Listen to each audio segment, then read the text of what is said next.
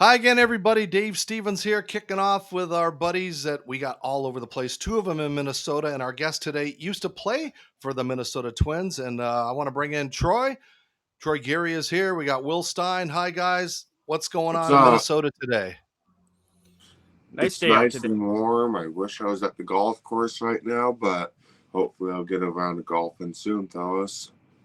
Well, we'll get some golf in after this thing. Maybe you guys can get out, but I got to bring him in. Of course, joining us today is one of my favorite Twins when I was in Minnesota, and he was also happened to be the 1995 Rookie of the Year, Marty Cordova, joining us from Las Vegas, where he has been inducted into I think it's the South Las Vegas Hall of Fame. But Marty, thanks for joining us today, and it's great to have you here. Does it feel like you were Rookie of the Year like 800 million years ago? Yeah, it's funny you say that. It really is when you start saying like 1995. It's just a long time ago now. Time flies. But yeah, it's not even my baseball career seems like another lifetime ago.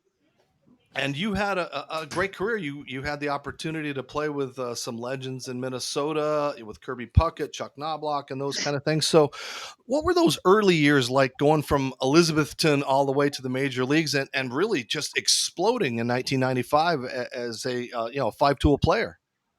Sure, I'll make it brief because it's a pretty long story. But as when I started playing baseball, especially in the minor leagues, I came off of Steve Sax syndrome. So when I went to UNLV, I actually quit the team because I couldn't even play catch warm ups during before the practices. I got it playing in a USA versus Japan thing in high school, and when I was 18, and it just never, or 17 actually, and just never went away. That being said, when the Twins drafted me, they drafted me as a shortstop or third baseman. I threw one on top of the clubhouse, and they're like, "Give him outfielder's mitt. He's no longer an infielder." And that being said, it just seemed like the major leagues was a long ways away. I had a scholarship to go to USC, so I really wanted to go there. So the Twins offered me like 46,000 for tuition for 2 years. So there really was no reason not to try. So I ended up signing at like 1 in the morning before I was going to Cape Cod, the Wood Bat League. And I signed and I'm like, look, okay, all right, I'll sign. All right, whatever. It was that's how I signed. It wasn't like, yeah, fanfare and first round pick. It was really 1 o'clock in the morning as I was getting up at 6 to get on a plane for Boston. So that was how it really started. So to answer your question, is that like Elizabethan days, it was fun. And I was there. I had really, really long hair, like down to past my shoulders, earrings. People thought I was kind of a loose cannon, but I just really baseball was something I enjoyed playing, but I didn't really think of it as a career until I started to further move up. And then in 1991, I played in Visalia with Steve Little, who was the coach there, and they'd done a documentary they were doing on the team. And I really didn't. I worked out a little bit, but I really wasn't into working out. I just really honestly wanted to move on in my life. I wanted to be an orthoscopic surgeon. I was into medicine more and healing athletes more than actually being an athlete. And he's like, look, I'm being serious. You got one season left, maybe. You better go home and get in shape and take this seriously. So I took that to heart. I went home and really started working out, started dieting, changing the whole way I looked at it, and said, let me just give it one more shot because I knew I had some tools, but I just had to put it together with some actual, some passion and some commitment. So that being said, that I went into a serious routine. I was the first person to the park, last person to leave from that point forward, and then I just kind of stepped up to Double A, Triple A, and then the major leagues, and it was really didn't seem like you're going to the major leagues. It just almost seemed like that was the next proper step in the path of my life at that point. Okay, 1994, baseball just coming off the strike. Going in that 95 season, you were in AAA. And then Shane Mack decided he didn't want to wait out the strike and decided to go to Japan. When that happened, did you feel like you had a great shot of making the team? And of course, long story short, you made the team and was a starting left fielder. So can you kind of talk about that experience, and then from going in that season, and then when Shane Mack left, the opportunity that presented yourself there? Sure, that's a good question, Troy. Actually, um, to me, I just really, and I've been blessed my whole life. I've been off track, somehow got on track, been really off track, got back on track, and cards just seem to fall into place for me. I've been really super fortunate, and I say that a lot. Is AAA had a great season, and that was the OJ thing. We went on strike. There was all these things going on, and then I didn't know. I knew I was supposed to be called up, but couldn't because of the strike. Then the next season we had replacement players and all this stuff going on, and didn't know where I'd be. I just knew that I'd have a shot to make the team. But like you said, we had Shane Mack there, who's a great guy and a great player, and he was just, it's hard to get ahead of one of these guys that's making good money. They're quality players and have proven it. So it was fortunate that he was able to sign. I think he got a 4-year, $16 million offer from Japan, and it was at that point that was crazy amount of money. So he decided to take it, which opened the left field position for me. Now, that being said, when I went to spring training that year, I think everybody knew that it was my job to lose.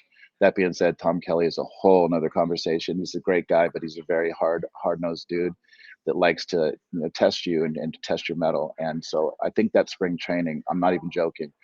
Normally, once you establish yourself, you ease in. You don't go on the road a couple trips here and there. You play 3 or 4 innings the first few games, then they kind of break you in. Thank God I was in really good shape when I came to spring training in baseball shape, because I played every inning of every game that entire spring training. I don't even think I came out for one inning. It had like almost 170 at bats or something in spring training. It was crazy, but Tom Kelly really wanted to make sure that I was ready for the major leagues at that point. So in that 95 season, you had the pleasure of playing with Kirby Puckett, and how he's been a legendary Twin his whole career. What did you learn from Kirby Puckett that season that you still have with you today? I think one of the biggest things about Kirby, and it may sound stupid or trite, but he just really had fun. He was such a happy guy. He just loved playing baseball. And that was something that I really got as I've grown much older now. Life lessons is you need to have passion in your life, and you need to have something that makes you want to get out of bed. And Kirby was he couldn't wait to be at the field. He was there, like me and him were racing to see who was at the field first. He might have to leave earlier than me, but he was so just loved the game, always smiling, always laughing, always enjoying it. And he had told me too, he's like, this game's going to go by fast. Enjoy it while you can, appreciate what you're doing, and make the most of it. And a funny story is, I was a rookie, and I was batting fourth behind Kirby. That's a lot of pressure. You got to hit behind him. You got to make sure he doesn't get walked every time I come up. And part of the breaking in process of a rookie, that year was only me and Brad Radke were rookies, I believe. I think Eddie Guardado had already passed the rookie status at that point. But he was like, look, here's my Louis Vuitton bag. This is a huge bag. You could put a body in it. And he's like, I want this bag on the plane and off the plane every trip we go. I don't want to have to tell you again. I want to turn around and see my bag. I want to see you. And he goes, and rookies are to be seen and not heard. And I'm like, yes, sir. No problem. So, and I swear to God, I think he put quarters in the bag because it really literally weighed over 100 pounds. And I think he might have done that just to mess with me, but it was all in good fun. It's part of the bonding process in baseball. And in the clubhouse, we become family, 25 guys. You spend a lot of time together. So you do all these things just to build a camaraderie and to make your team closer. Because that's how any team I've ever been on that's won has been a good group of guys that really care about each other and not so much into individual performance. Well, Marty, I remember that '95 season, and then you were with Puck in '96. As you know, we got the glaucoma, and at the time they didn't know if he was going to play. What was that like for him? You know, when you were around him in '96, and you exploded with your statistics, but Puck was with you guys, but wasn't playing. You know, what was that like to go through, to watch one of the greatest players demise overnight?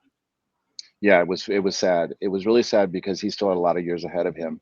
And I remember he came into spring training, and he had said he started seeing like a black dot in his eye, which kept growing. And I can't imagine the fear of somebody. It's one thing to lose your eye, and we can all live without an eye. But if you're an athlete at the top of your profession, like he was, and still in his prime, that's scary to feel like my career could be ending. And then they said it was glaucoma, and a lot of people. Sid was saying that it might have been Dennis Martinez hit him in the mouth at the very last at bat of the last season, but that really had nothing at all to do with it. But people didn't know, and everybody was obviously very concerned. And it was disheartening to see a guy like that just kind of, you could see his whole future just pulled away from him. And he embraced it. He took it as best he could, and he was going to be a part of the team and be there to support the guys. And they let him be on as like a advisor to the front office, and he just was still a great guy to be around. But we really missed him on the field. You can't replace a guy like Kirby.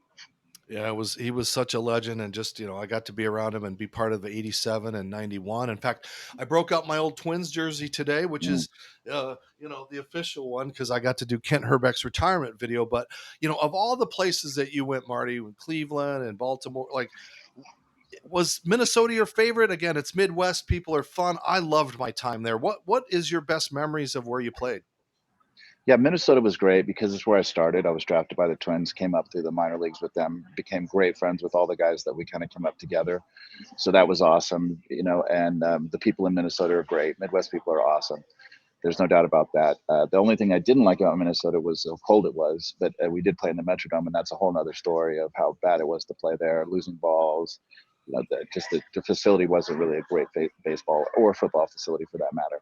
But yeah, I really enjoyed playing my time in Minnesota. But to be honest, the best season, the best time I ever had was when I played with Cleveland, and that was because we won and we got to the playoffs, and that's what every athlete wants to do is win. It's great to be a Major League Baseball player, but it's no fun when you're losing and the fans are mad at you. You're mad at yourself. You let your team down at times.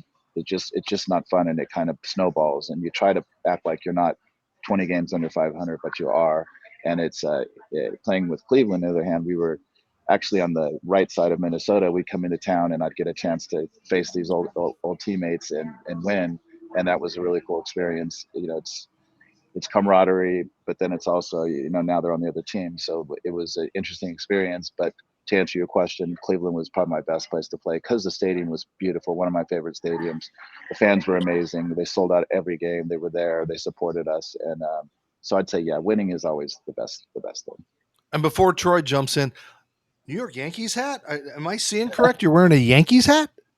I'm not even a Yankee fan at all. Actually, I could have had the chance to play for them, and I believe it was 2000, and they did win the World Series that year. But I ended up breaking my rib in spring training with Boston, and then I ended up signing with Toronto because the Toronto GM had told my agent that I'd play more there, and Brian Cashman had told my agent that I would be the fifth outfielder, and it could end my career if I went to New York. But that being said, that's like within the first month, all of their outfielders were hurt in New York.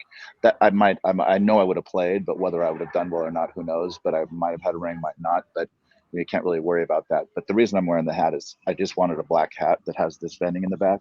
Go to any store, Lids, wherever it may be, and try to find one of these hats in any other team besides the Dodgers and the Yankees. It's impossible. So I just wanted a black hat, and I'm like, I don't care. People all the time say, "You a Yankee fan?" I'm like, or Yankee fans will tip their hat to me, and I'm like, not really a Yankee fan. I just like the hat and the colors is what I wanted. So yeah, that's why I'm wearing it. Interesting story. You made your major league debut at Fenway Park. Speaking about iconic stadiums, how intimidating was that to look behind you and see that green monster? That's a funny story here. Is that was our first. It was in the middle of the season, so we where they picked up the schedule was it was a Sunday day game when we would have played Friday, Saturday, and then Sunday. So we had a day game there. Then we went back to Minneapolis, and I can't even explain to you the amount of pressure that's on you when you're in a situation like that as a rookie. Your first game in the major leagues at Fenway, sold out, fans are crazy. Marty, and they're calling you every name in the world, and I was so nervous, and I was trying to tell myself, "You're fine. This is another game. Don't worry about it." My eyelid kept shaking, and it was uncontrollably like spasming, and I'm like, "What's going on with me?" It's stress and pressure is a real thing, and so then I we got beat like 8-0. Erickson didn't pitch a great game. Boston was a monster team at that point. I don't know if Pedro was pitching or who, but I do remember this. I only got 3 at bats, but I believe it was my third at bat. I got up there and I was super nervous the whole game. I just wanted to make contact, hard contact, but just hit it hard and hope something good happens. And I was, say, 1 ball, 1 strike, and I swung and missed. And I was so nervous again. I threw the bat up in the stands. It slipped out of my hand. It went behind the batter's box, about 10 rows up in Fenway. So now I'm walking over there like a freaking idiot. And back then they didn't have a couple bats waiting in the on deck circle like they do now. So I'm like, the fans are yelling at me, and I'm like, I need the bat. I got to have one more. One more. It's not strike 3 yet. So finally, they hand the bat down. I walk back up there, that long walk from the on deck circle to the plate. Of course, the next pitch, I swing, miss, and now I have to take that really long bat, walk back to the dugout as the fans are just wearing me out. And I'm like, it was actually, I was just glad to get on the plane and get out of there and get that first game under my belt. Cool. No, you mentioned Pedro. Speaking of Pedro, who's the toughest pitcher that you went against, and what made that pitcher so tough when you It would faced be him? Pedro. It would be Pedro because I think I was 0 for like 23 off of him in my career, something like that, 0 for 20 something. But it was a lot of at bats, and it was just because I was one of those players that thought I sometimes I would try to be too smart, and I'd say, well, I know he's going to throw this, he's probably going to throw that, he's going to throw that. So instead of just sitting on a fastball outside and adjusting, I would just try to guess because he would throw any pitch at any count. So 2-0, I'd say, oh, he's going to throw a changeup, and he'd throw a fastball right down the middle. I'm like, what am I doing? What? So anyway, that this game kept going on, and plus the guy can throw his fastball inside, outside, spot it, up, down. He can sink it, he can cut it. Then he has a changeup that he can throw in or out, curveball in or out, up or down, and also a slider that he could locate all of these pitches. So when you got a guy that can locate like this, and then have the amazing stuff that he had, I mean, a lot of players would say he's their toughest pitcher. Marty, as we take a look at some of your career highlights and everything, I'm just curious as far as, there's a lot of folklore out there about stories in your career, and I know one of those was this legendary, you got injured in a tanning bed, and it's folklore. And again, I've been in the media for a long time, and a lot of times one person will tell a story and then it becomes supposedly true, and I'd like you to refute it. I know it's funny, but it's not funny when it's not true. It's like being accused of something you didn't do, and then they go ha ha ha. So can you clear up this stupid story and just set the record straight? Sure, yeah. I've got super thick skin, and obviously that season proved that. It probably is what developed my thick skin that I have now. Is so I have a very thick beard in my neck and on my face, and so I have a friend who's a plastic surgeon here in Vegas. And when this is a long time ago, I think 20 some years ago, and I with my suit and things were scratching my neck. I was getting ingrown hairs on my neck. It was just driving me crazy. So he's like I got a laser hair removal. I can thin out that beard a little bit for you, and it'll make it so where it's not so ingrown hair, so much irritation from your clothes. And I said, sure, I'll try it. So I flew home from a game in Baltimore on the day off. Veteran players are allowed to travel without the team. And I had this procedure done. And when I was done, my face was like burned, like really bright red. And I said to him, this is like hurts. He's like, oh, don't worry about it. And when I went home, I took a nap. When I woke up, I had the size of nickel water blisters, because a laser head is like the size of a nickel, all over my face, dot, dot, dot, dot, dot. It was, I looked in the mirror and I didn't know what to do. I was panicking because I'm like, I got to play a baseball game tomorrow. What the hell is going on here? This guy's damaged my face. I thought I would never look the same. Then they started to dry out and turn black, and it looked like cigars were put out all over my face. And then I went to the field that day and went right into the trainer's room, and people were like, what the hell happened to your face? And people were talking this and that and innuendos, and I just didn't want to talk about it. I'm like, it's not important. Don't worry about it. Because first of all, I didn't want to get the guy in trouble for doing this. It was my stupidity to do it, and then so me just wanting to not have such a thick beard caused me this burns all over my face. And then people said it was a tanning bed, and I'm like, if you fell asleep in a tanning bed, how would you have no burn anywhere except your beard and the back of your neck? That doesn't even make sense. It's not possible. And so that story just went, and there was, once it started, there was no way to stop it. And the more you deny things, the more people think it's true. So I just said, what am I going to do? There's nothing I can say to even if I went and said, look, how could this be a tanning bed? It's my beard. Who the hell tans at a tanning bed and only tans your beard? It's not possible. But I just said, I'm not going to bother dealing with this. And then every stadium I went to that whole season, the season was not even half through, that's all I heard. Stay out of the tanning bed. Jim Rome was relentless. He kept making fun of me. To this day, I really don't like Jim Rome. And there's been a couple opportunities when I was with Dana that I wanted to confront him. And then he begged, please don't do this. Please don't confront him. Because for many, many years, I just dreamed about the chance to confront him, because all he was doing was wearing me out for years. I mean, years, even after I retired, he'd still talk about it and make fun of me. But, again, it's like, it's just something that happened in life, and misunderstandings and stories get made up. And unfortunately, I was the brunt of the tanning bed incident that never happened, but it's no big deal. I'm 53. I survived it. Marty, I hate Jim Rome personally because, again, I was born without legs, but I played minor league baseball in '96 in St. Paul for the Saints. I don't know if you remember that. I was teammates with Strawberry and Morris, and Jim Rome picked on me and said this guy without legs was a joke. He's a cripple. He shouldn't be playing. And I've held that every time I see him at the Super Bowl. I still hate that man. I don't like what he did. I don't like what he did with with the Chris Everett situation, how he always ambushed people, making fun of them. But let's get back to the fun. Troy, you can pick us up. Sure. Okay, like I talked to you previously off camera, and we had Mike Trombley on last week, and you wanted me to bring up the clubhouse games at Pluck. And, like he told us all kinds of cool stories. What do you most remember about those clubhouse games? He brought up the game Bourré. He also said that you used to do, you were the king of one-liners in the clubhouse, and Tom Kelly, who never really smiled a lot, and you got him to crack a smile or two while you were there. Can you kind of talk about those fun times in the clubhouse and on the road? And Sure. Well, I'll tell you a story about TK real quick because before I forget it. But yeah, we were in Detroit, I believe. It was a tiny little locker room there, and guys all play cards, and we'd form teams, and we'd call them the whatever it may be, the three-headed monster, the da da da da.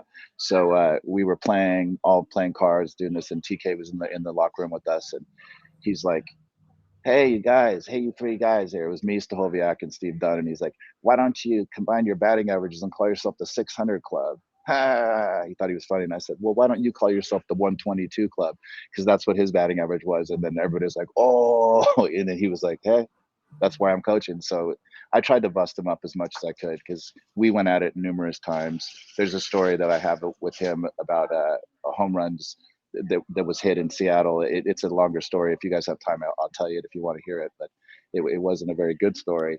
Do you want to hear the story? It takes a couple minutes, but TK would always rag players and get on them. And Thompson, who was a pitcher, left-handed pitcher for Detroit, was coming to town, and he would do things like this all the time. I was always the first one to the field, and on my locker was hanging Marty Cordova versus Thompson, 0 for 8, 5 strikeouts. Good luck. And I'm like, motherfucker. He was always doing things like that to try to, like, because I'm a very mellow person and low key, and he would try to fire me up and get me mad. And I'm like, I'm not motivated by embarrassment or by yelling at me. That doesn't motivate me at all. But he continued to try to do that. So I was going through a really rough time, and he had me out in batting practice early in the Metrodome. It's very cold in there. It was like 1 o'clock, and it's me, him, and Terry Crowley, who's like my second dad. I love him. He's the best. Crow. And the Crow, he's awesome. So we're there, and Crow's like, "Marty, just relax, stay calm, just do this, get your best work out of this." So TK's pitching, and he actually threw really good batting practice and pretty firm pitches because he was a pitcher, I believe.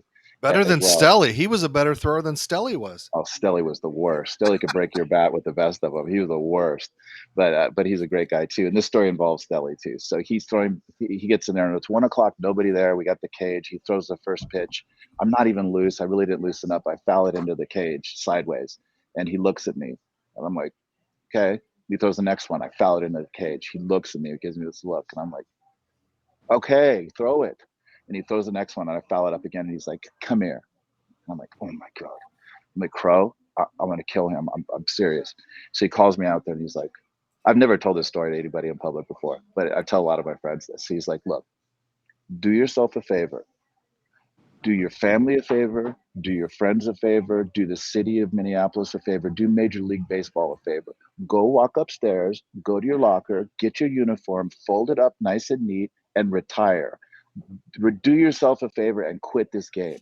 But he said a lot of other words in there too that really infuriated me. And I'm like, if he was a regular, like the guy my age, we would have been on. We'd have been fighting. And I'm like, steam was coming out of my ear. So I'm like, go back to the King Crow's like, calm down. Next pitch, of course, he throws it. I hit a home run. He's like, see, put your heart into it. That's how you hit. Put your heart into it. I'm like, oh my God. So he said, you're not going to play for these 3 home games, and then we're going to go to Seattle, and you're going to play. I want you to do extra BP every day, and then we're going to go there. And I was furious with him because we had been back and forth for years. And we get to Seattle, and he's like, you're going to play. So I think it was my second at bat. I hit a home run. And as I come around the bases, everybody lines up for high fives, and I high five everybody. And then TK's in line, and he goes to high five him, and I go to high five him, and I whoop under his high five, and then I go to high five the next guy, and it was Stelly, but I missed him because I was dogging out TK. And so then the whole rest of that game, he was just sitting with steam coming out of his ears. He was so mad at me. And we ended the game. I'm not sure what happened with the score, but we go in the locker room, and he runs up to me in the locker room. He's like, listen, you blank, blah, blah, blah, blank, a lot of cuss words.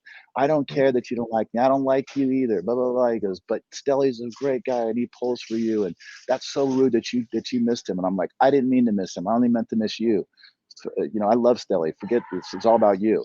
And then we argued a little bit. And then he went back in his locker room, his coach's office, and took a fungo and just destroyed the room with the fungo, hitting everything with it.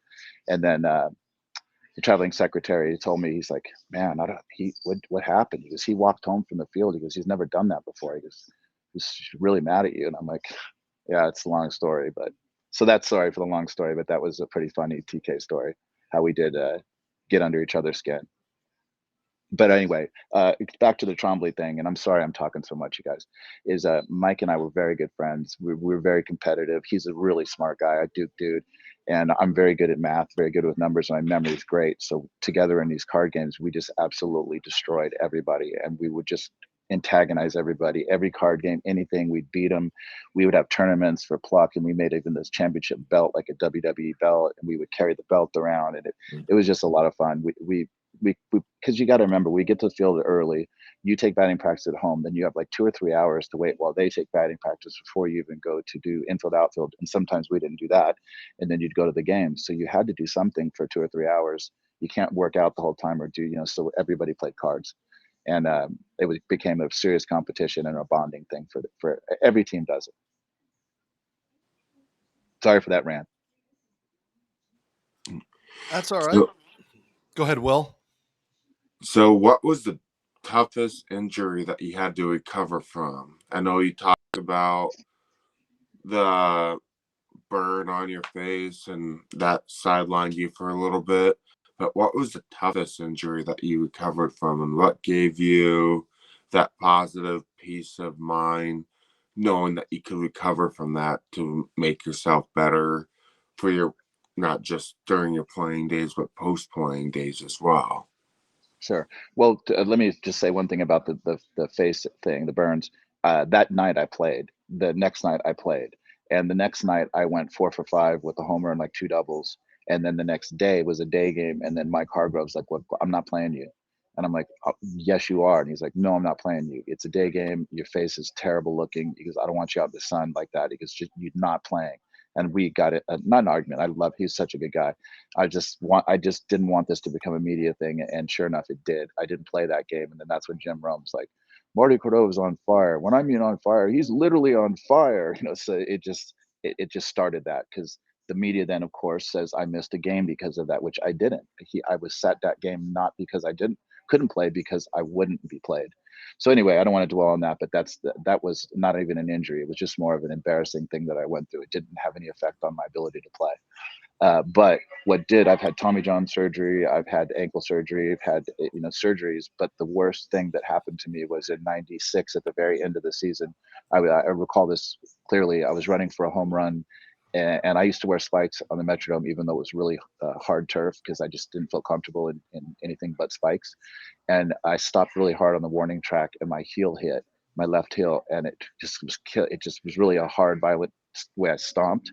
And then that started my plantar fasciitis. And the next off season, I went home, and Dana, at that point, Dana White was training Floyd Mayweather Jr. And so he then said, "I'll train you as like a boxer so that we can just get into really good shape." The twins had to sign off on it. I wasn't going to fight. I was just going to train. And if I sparred, it would be just with Dana and not with anybody where I could get hurt. And so that pounding, I would do 3 minutes on, 30-second rest for 2 hours at a time. My foot started to just turn black. And then by spring training, I could hardly ever walk. And then that was an injury that stayed with me for 2.5 years before. Now my left arch is completely flat. So a lot of people don't know, because I don't really talk about much about my career or anything, but that injury stopped me from being able to run. It hurt my range in the outfield quite a bit, because I wasn't as fast as I used to be. So it did have a big impact on my game. But it was just, there was some games where I didn't care how I did. I just wanted to get off my feet, because it hurt so bad to be standing with plantar fasciitis. And then again, like I said, finally after about 2.5 years, it tore completely flat, and then I didn't have any pain anymore. Marty, you talked about Dana White helping you, and I've seen you at UFC events, but there's a funny story, and I don't know if you want to tell it, about you had to go somewhere for UFC and you forgot your passport, and Dana's just been giving you grief ever since. I mean, you played in Toronto, so you need your passport, or I'm just wondering if you could talk a little bit about that and your relationship. This is again another story of something that's completely blown out of proportion and not the truth, because again, Dana is a character. We've been friends since we've been like 12 years old. So I've been friends for over 40 years with him. We spend the night at each other's house when we're little.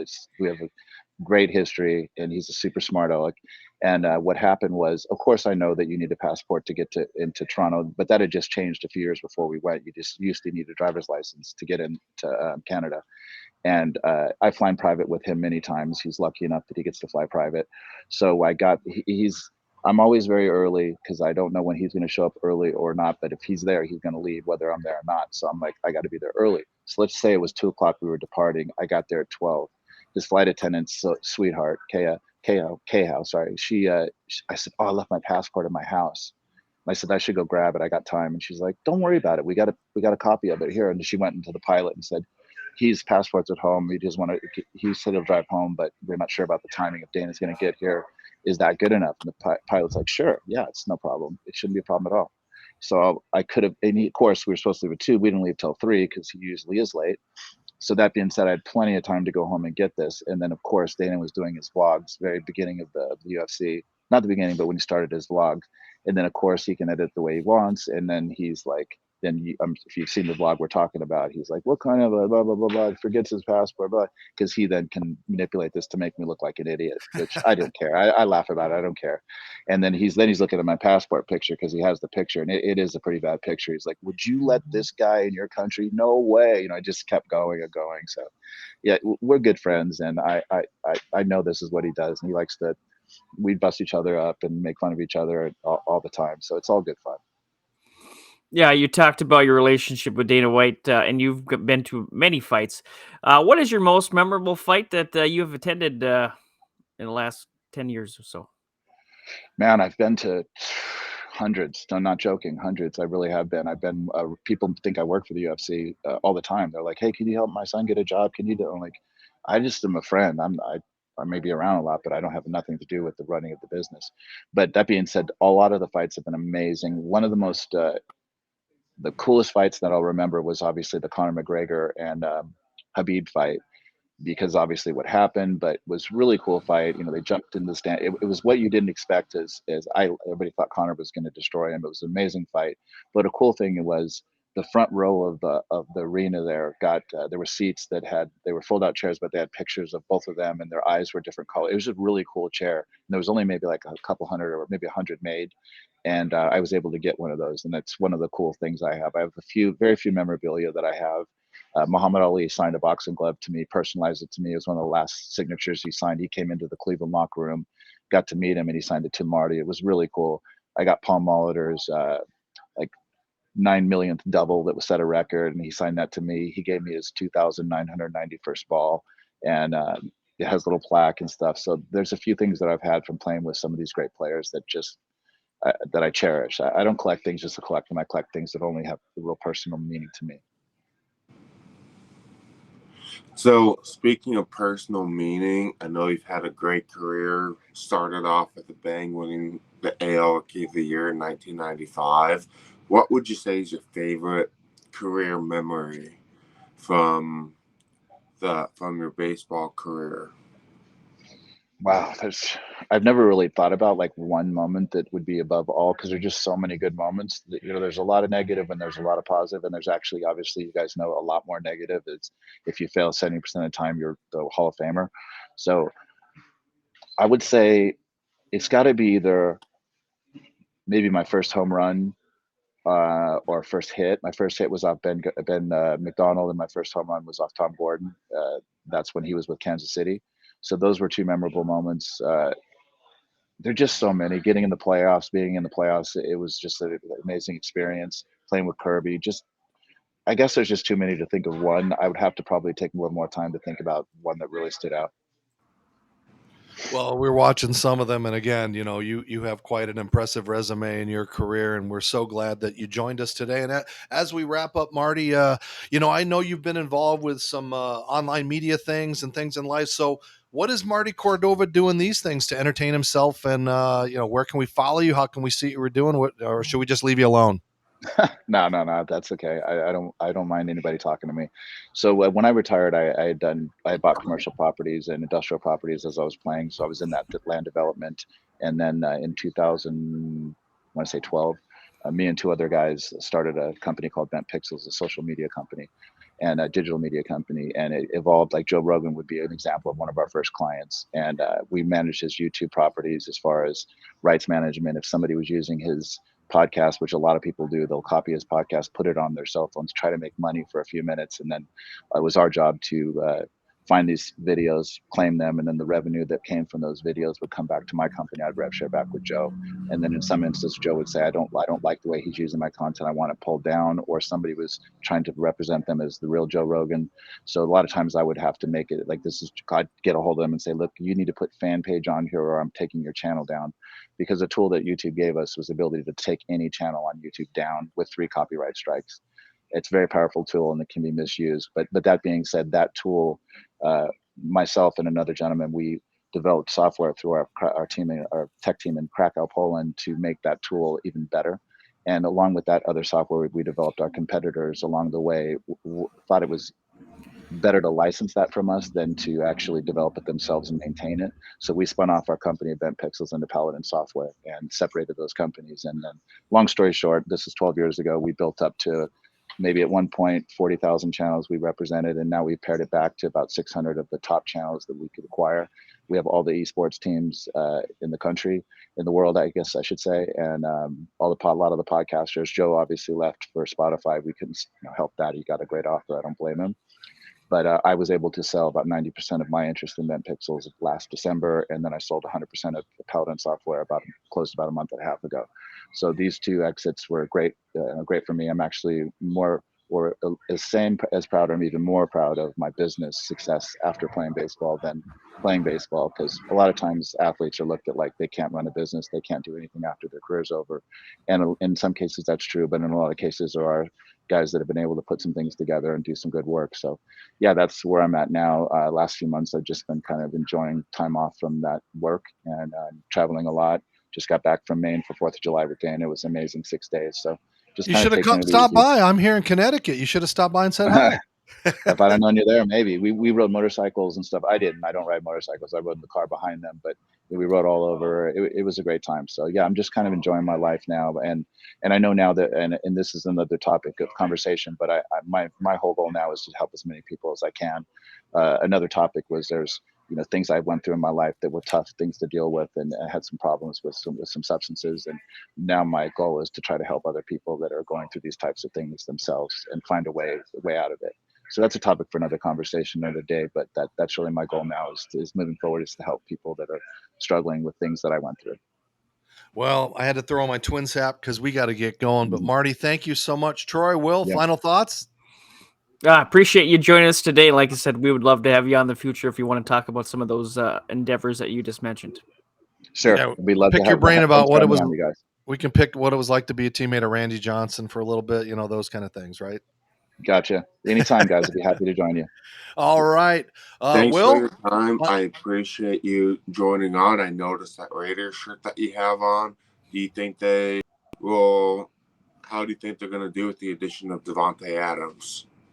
I think it can only help them. Max Crosby is a guy here that's defensive end that I got to know a little bit. Great guy. And I'm really pulling for the Raiders, really pulling for this team. We've never had really a team here, obviously. So now I'm not necessarily a Raider fan, but I'm a football fan. But now that the Raiders are here, I'm a Raider fan. And I've got season tickets. I can't wait for the season to start. I love football. I played it when I was in high school. I just really enjoy it. So, yeah, I think the Raiders have a good chance to be good, but they're in a really tough division with 3 other really great quarterbacks and some really quality teams. So it's going to be tough, but I'm just hoping they can maybe get 10, 11 wins this year and get in the playoffs like they did last year. All right, Marty, thanks for taking the time. For Troy Geary, Will Stein, I'm Dave Stevens. This is Geary, Stein, and Stevens. Continue to follow us on all social media platforms. We're just getting started as a part of Sideline Sports. So until next time, America, we'll see you guys later, and have a great week. Thanks, guys.